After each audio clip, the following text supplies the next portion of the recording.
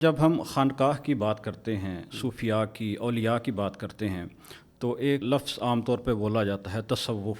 جی، تو میں چاہوں گا کہ تصوف کے متعلق آپ کچھ ارشادات فرمائیں۔ تصوف کیا ہے اور شریعت میں تصوف کی حیثیت کیا ہے؟ تصوف دراصل صفائے باطن کا نام ہے، اور یہ کچھ ایسی لفظی اور اس طرح کی تعبیرات ہوتی ہیں جن کو ہم ایز اٹ از قرآن حدیث نہیں سمجھتے، نہ وہ ان کی ایسی حیثیت ہوتی ہے۔ یہ اپنے اپنے دور کے الفاظ ہیں جن سے ہم اپنا جو ما فی الضمیر ہے وہ بیان کرتے ہیں۔ جس طرح محدثین نے، فقہائے کرام نے، ان کی پوری جماعت نے، اور علم اسماء والرجال ہے، اور اس طرح کی اور چیزیں ہیں جو اپنے عہد کے تقاضوں کے مطابق کچھ چیزیں دریافت کیں اور کچھ الفاظ نئے ایجاد کیے۔ تو اس کا یہ مقصد تو نہیں ہے کہ اس کا دین کے خلاف کوئی پرپز ہے۔ تو ایسے ہی تصوف کے بارے میں بعض جو کم عقل لوگ ہیں یا جن کے فکری بلوغت نہیں ابھی ہوئی، وہ تصوف کے بارے میں یہ اپنی رائے قائم کرتے ہیں کہ یہ کوئی معاذ اللہ دین کے متوازی کوئی دین ہے، کوئی الگ سے مذہب ہے۔ تو معاذ اللہ ایسا نہیں ہے۔ تصوف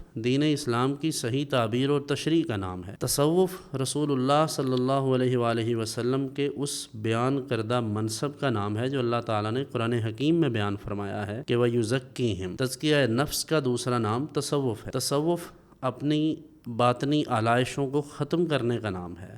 تصوف نبی کریم صلی اللہ علیہ وسلم کی سنت پر عمل کرنے کا نام۔ تو تصوف بنیادی طور پر اپنے آپ کو دین اسلام کے احکام میں ڈھالنے کا نام ہے، اور اپنی اعمال کے اندر جو کوتاہیاں ہیں انہیں دور کرنے کا، اور باطنی جو بیماریاں ہیں انہیں ختم کرنے کا نام ہے۔ یوں سمجھ لیجئے کہ تصوف اپنی اصلاح کا نام ہے۔